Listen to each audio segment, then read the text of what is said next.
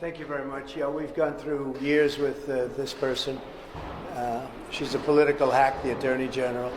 The judge is obviously extremely friendly with the group, and we'll see what happens. I think maybe he may surprise people on a positive side. We'll have to see what happens exactly. But we've proven this case so conclusively. We've asked for directed verdict many times. They don't have any facts. They don't have any evidence against us. Millions and millions of pages, years of litigation, and all politically motivated. She campaigned on "I will get Trump." If you've ever seen any of her clips, they're horrible clips, actually. The anger, she's got serious Trump derangement syndrome. There's no question about it. Letitia James, the corrupt Attorney General of New York. So we've proven our case. There's not one witness against us other than one person who is a deranged. He's got a lot of problems. He's a man who's been convicted of lying. He's a felon, convicted felon, and not a good person.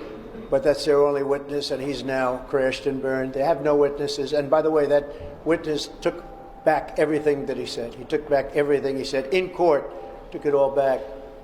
So they have no case. It's a shame that a thing like this is able to happen. Businesses leave New York. She went after Exxon, and they decided to move to Texas. And hundreds of millions of dollars they pay in taxes. I paid over $300 million of taxes over the last number of years, 300 million, and they don't recognize that. They don't recognize anything. So think of it, not one witness, millions of pages of document, years of this nonsense, and now it goes on. And one other factor, we won this case already in the Court of Appeals. The Court of Appeals voted in favor of us. But this judge has been very, very slow to accept that opinion because that's not the opinion that he wants. But we won in the Court of Appeals. That's the boss of this judge. He has to know that. And it was a conclusive victory, statute of limitations and other things. And that case has already been won. So that's the story. And I thought we'd come down to 40 Wall Street, which is a great building, and you'd get a chance to see one of the nicest buildings in New York and a convenient place. And I don't have to pay any rent, because we have it, and it's been a very successful building. But it's a shame to have gone through this for years and years and years. And now we'll see if we're going to get an honest verdict. We didn't have a jury. We had no rights to a jury. It's a statute that's never been used before for a purpose like this. I just watched a certain broadcast, and they said, they've been looking, has it ever been used before? This is a statute that's a consumer fraud statute, never been used for anything like this before, and it's a shame. It's really it's a witch hunt in the truest sense of the word. It's election interference, and it just came out. This was just right now. Letitia James visited Joe Biden in the White House numerous times during the Trump witch hunt, and this just came out about 10 minutes ago. I got it. And so it's all a conspiracy to try and get Biden, who can't put two sentences together, trying to get him into office. So I just want to let you know that we have our best poll numbers, we have the best everything, despite this, and maybe because of this, because the people of the United States, all of those people back there, but the people of the United States really get it. They get it better than anybody else. Yeah, please. Mr. President, do you agree with your lawyers what they said on Tuesday, that you should not be prosecuted or could not be prosecuted if you ordered SEAL Team 6 to kill a political opponent? Well, you're talking about a totally different case, the immunity. I say this, on immunity, very simple. If a president of the United States does not have immunity, he'll be totally ineffective because he won't be able to do anything, because it will mean he'll be prosecuted, strongly prosecuted perhaps, as soon as he leaves office by the opposing party. So a president of the United States, I'm not talking just me, I'm talking any president, has to have immunity. As an example, Biden could come out and you could get him on the border, you could get him on what happened in Afghanistan, a horrible, most embarrassing moment in the history of this country. You could get him on a lot of different things. You could get him taking cash from countries. You could get him on the prosecutor not prosecuting his son or the company or whoever it was, Burisma, in Ukraine. You could get him on that, where it was a quid pro quo, if you remember that. If they don't drop the prosecutor, we're not giving them $1 billion of U.S. funds. If you don't have immunity, you can You know, I mean, you won't be making any decisions, so you have to have it. And I liken it to the fact that police have to have their control back. They have to have respect. And you can always have a bad apple. You can always have something happen. But at the same time, you have to stop crime in this country. It's very much like that. It's very similar to that. But you have to have immunity for a president, and I think most people are seeing that.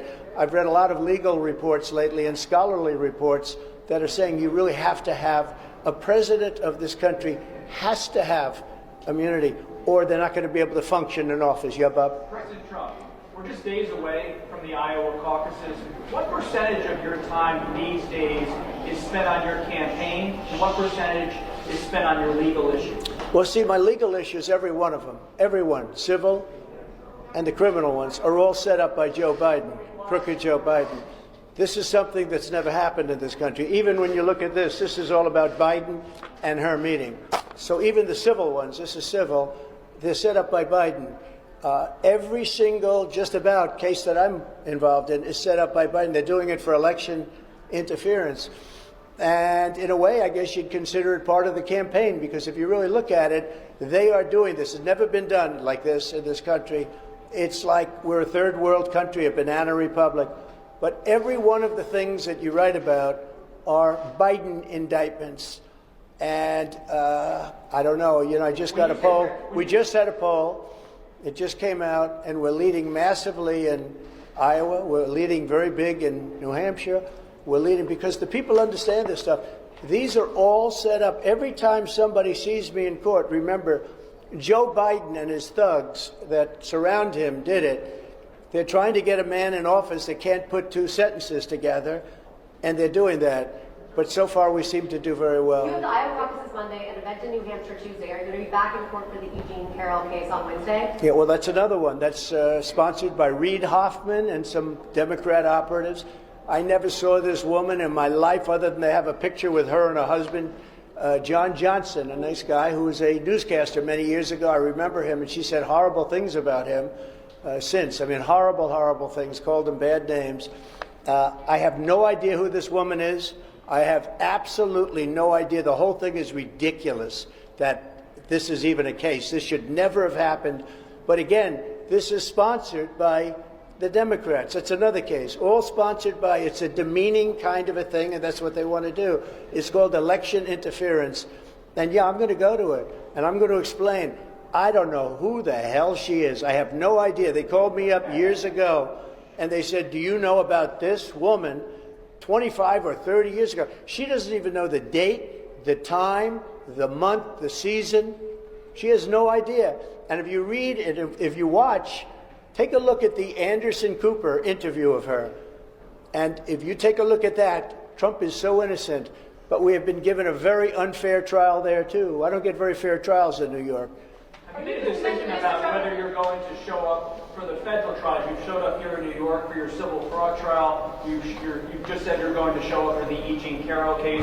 Are you planning to show up in court when they begin, whenever they begin? Sure, the sure. Documents case? I would do that. Well, the documents case, I just hear where they want to try and exonerate Biden, and he didn't have the Presidential Records Act, and I do. What I did, nothing wrong. What he did, a lot of people say substantially wrong. You can't have two tiers of justice in this country. But no, I want to go to all of my trials. These are all set up by Biden and the Democrats. This is their new form of cheating. This is, like last time, this is their new form of cheating. So far, I think it's gone very much against them. Yeah, please.